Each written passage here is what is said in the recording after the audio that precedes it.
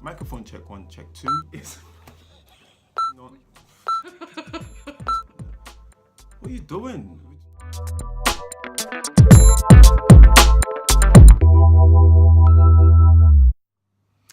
Hello, everyone.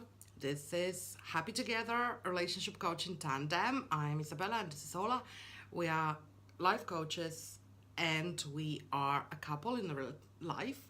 So, we've created this channel for us to be able to share our experiences, our knowledge with you, our observations, and to allow a forum for all of us to learn more about relationships and for you to be able to enhance yours if you wish to do so.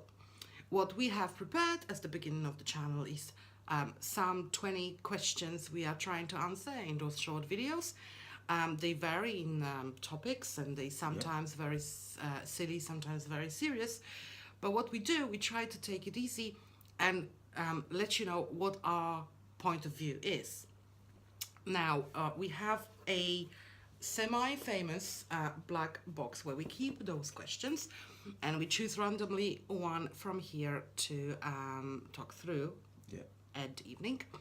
As I said in one of the previous videos, it looks a little bit silly because when you decide to open the video, you already know what the topic is going to be, but we don't. So we go completely out of random on it. So let me just pinch one piece of paper from here. And today we're going to be addressing the problem of how to swallow your pride and not to choke on it. I think I wrote that one down, really. I've noticed that it's very difficult for a man to put his ego aside, swallow his pride, and just admit to mistake or take it easy on certain topics. It feels, for us women, when we watch this, it feels as almost this is comparable to choking on something and you know, like dying because of compromising somewhere. And I was wondering, is that possible for a man to put his ego aside and how to do it so the relationship can be a little bit smoother and a little bit less prompt for arguments, maybe. Probably is argument topic. Yeah, it is an argumentative one because men, we all know we've got ego, we've got this pride, and you know, it's very hard to take it away from us because right from our ancestors, it's always been this quotation about it's a man's world, and even if it's not, but still, it's embedded in us, and that's our belief. So putting our pride down is like being less defensive when it comes to an argument or a fight or whatever it is. You know, I'm not encouraging you to have a fight or have fights in relationship. What I'm just saying is a man's nature. So I want every woman to understand that a man will always have this ego as a man, and a woman should try and accept the fact that look, he's not fighting with you, he's not in a competition with you, but he's just, you know, putting that little bit of egocentric nature, which has always been there since the times of our forefathers. So we don't mean harm. We're not saying okay, we cannot give up this fight because we're a man or But we're it's men. possible to put the pride aside. Of course And the it. ego. Of course it is, but it is a very hard task for a man to put down his ego, okay?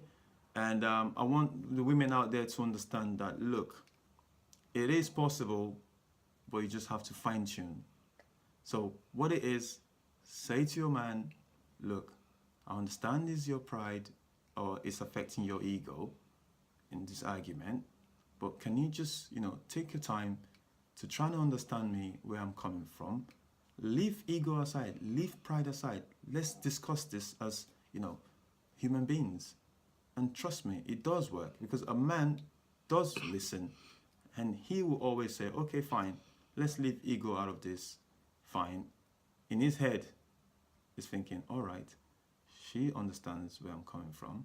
She knows, okay, every man's got an ego, but still, let's get this, you know, sorted. And it does work. every person has an ego. So a man will have a man's ego. Women have got ego as well. Yeah, definitely. The problems in a relationship very often escalate when we are unable to put that ego aside, because we are fighting against somebody just to protect this virtual ego center in our brain. This has nothing to do, like, it's not a battle you have to win. It's not a battle you should even try to win. It's not, you're not being attacked. Ego was created for us to be able to protect ourselves from outside threats, right? So if you imagine a battlefield, or if you imagine somebody who's trying to scam you about something, or I don't know, stab you behind your back with some gossips, then we should use the ego to actually help to protect ourselves. But in a relationship, we should strip that ego off, because that protective bubble is causing more harm than help. It creates those aggressive natures when we're trying to win an argument, even though winning doesn't really mean winning. Because even if we win and we persuade our partner that he was wrong and I was right, at the end of the day, he's moody, and you're not really even all that much more happier because you won. So it's counterproductive altogether. So guys, if you can, try next time, remind yourself that, ask yourself, actually, if you're in that kind of situation, ask yourself if this is a fact-based argument or sentence you're going to say, or this is ego-driven argument or sentences, which phrases you're going to use in a minute. And if you come to the conclusion it's rather ego driven, try to balance that out and strip that off, and you're gonna see that a lot of those arguments are not happening at all, or if they happen, then you are able to communicate smoothly through it and find a mutual ground much faster. That's correct. We hope that helps. Let us know in your comments, and we will tune in soon. Have a good one.